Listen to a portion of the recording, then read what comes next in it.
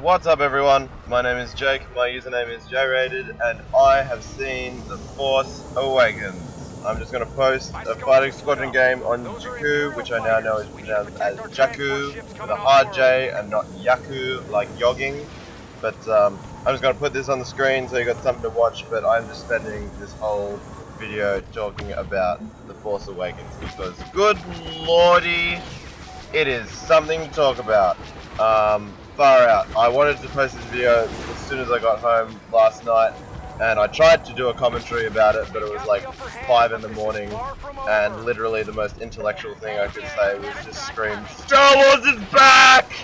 at the screen for about 6 minutes. So I'm going to try and do it again and actually explain why I had such a throbbing erection the entire time I watched that movie, because it's back. Star Wars is back.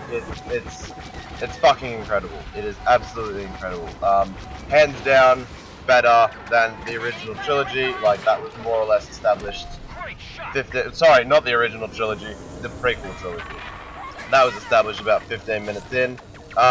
You can just tell. For me, as a media person, the star of the show was the cinematography. This was, without a doubt, the most beautiful Star Wars film I've ever seen, and arguably one of the most beautiful pop culture films that's around at the moment. Just every single shot was absolutely perfect. The editing too, there was not one misused second in that entire film. Like, pacing was fantastic, but the cinematography is what took it away from me. J.J. Abrams just knows how to make an engaging sci-fi universe, and he has done that in spades here. I was blown away. The support, like the cast is incredible. Obviously, the mainstay characters, Harrison Ford, Carrie Fisher, everybody knows that they're going to be fantastic, and they are.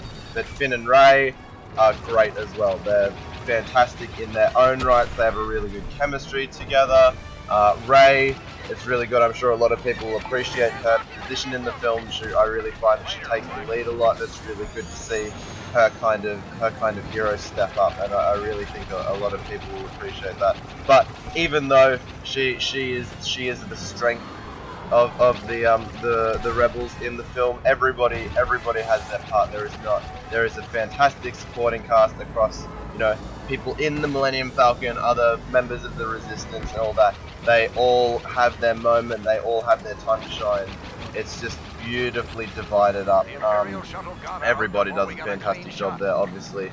Kylo Ren as well, the villain, is unbelievable. Like, he's just so cool. He's very, very Vader-esque, obviously, but he's very, very much a villain in his own right. He has he commands respect when he's on the screen. His force powers are awesome. One of the coolest sets of force powers I've seen on screen so far. There's a moment in one of the opening scenes, something he does to a force power thing he does, which is probably one of the coolest things that I've seen in any Star Wars film.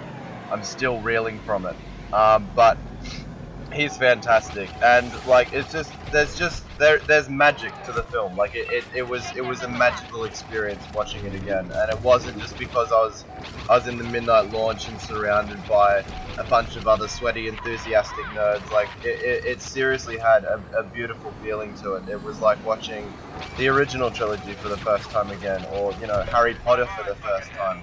And I really think that has a lot to do with the authenticity that's been put into the filmmaking. Like, every opportunity J.J. Abrams had to make a physical set, he made a physical set. Like, there's a large amount of special effects in this film. It's a Star Wars movie, for fuck's sake, but everything, like every single shot in the Falcon or on a planet or in a physical area, every opportunity they had to make a physical surrounding for the actor to act in, they did, and you can totally see that difference. Like, it makes the prequel trilogy look like a fucking video game cutscene by comparison. It just I don't know how to describe it, but it's just, you can't replicate things like, you know, like moss on a rock, or the texture of wood in CGI when you have the option to do it realistically. Like, there's no comparison. You can get it, I'm sure, as close as you want to, but when you've got a 2-hour film, like, seeing the difference between a 2-hour digital film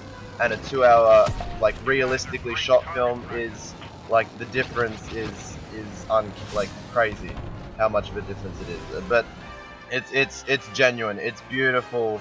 I would argue that probably top 3 for me, behind A New Hope and Return of the Jedi, just purely because those films are so iconic. I couldn't hold this above them, but it is incredible. Star Wars has returned in all of its glory, and it is definitely worth watching. I'm gonna stop blabbing now. I hope you enjoyed this impressions video and go out and see that film. You owe it to yourself. Thanks for watching. Bye.